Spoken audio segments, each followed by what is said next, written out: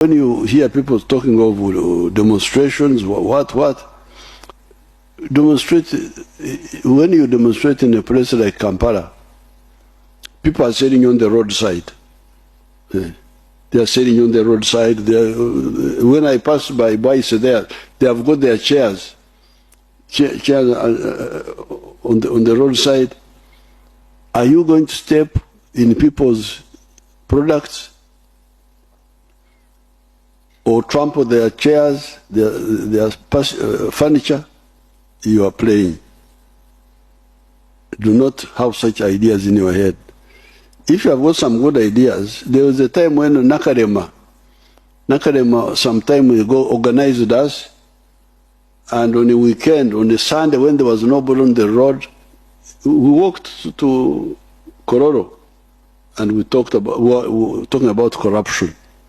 So if you want, contact Nakarema on a day when there is no Sunday, there's no traffic here in the center. At least we can go to Kororo and talk nicely about whatever we want to talk about, but do not bring.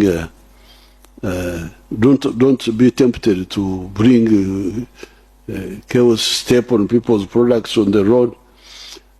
Do you have to seek to generate chaotic behavior? What right do you have? We are busy producing wealth. You are getting cheap food. Other people in the other parts of the world are starving. They are crying for hunger. And you here, you want to disturb us.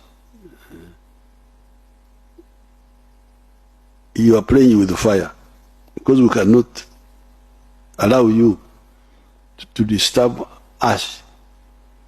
And it is very unfair of you.